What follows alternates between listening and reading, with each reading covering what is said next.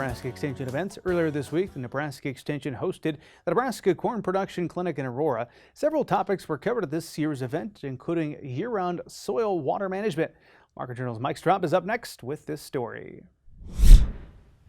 When it comes to irrigation and managing soil water, many producers will find a need for concern when the time comes to begin irrigating their crops.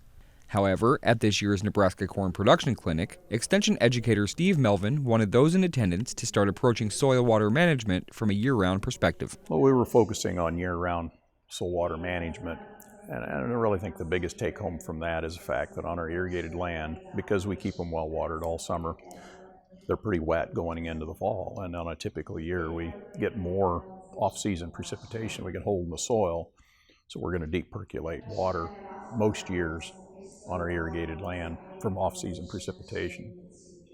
Yeah, I think in the springtime, mostly is what we're focusing on. Following up my presentation is on nitrogen management, making sure that we keep our nitrogen in a form that sticks to the solid part of the soil, not that's in the solution, so it gets washed away.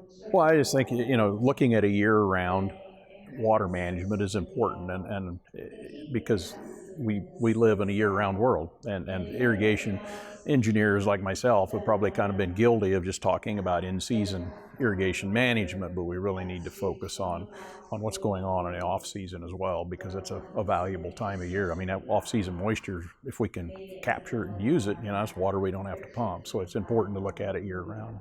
While there isn't much to be done with water management throughout the winter months, Steve stresses the importance of keeping a vigilant eye on off-season precipitation as a means of nitrogen management before producers get into the full swing of planting season this spring to ensure they get the most out of their nitrogen application.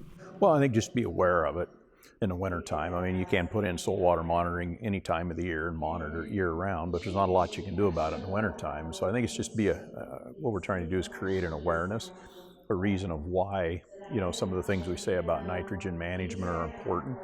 A lot of people don't really think about that water deep percolating out there. Most people kind of calibrate themselves on their non-irrigated acres for wanting lots of off-season moisture to refill the profile when we don't have irrigation, because that's the reserve is down in the soil, and I don't think people really think about on the irrigated land, it's already wet, so it's just deep percolating water. So I think before planting and when you're thinking about fertilizer, it's just really just keep in mind you're going to have some water move through the profile. So how do what steps are appropriate to take to keep the nitrogen from coming into that liquid portion of the soil and getting washed away or deep percolated towards the groundwater. Before producers begin planting, it is highly recommended to conduct a good amount of soil testing before the irrigation systems come online. This could potentially help improve a producer's bottom line by helping limit the amount of water pumped and deep percolation nitrogen loss that can occur in commonly irrigated areas.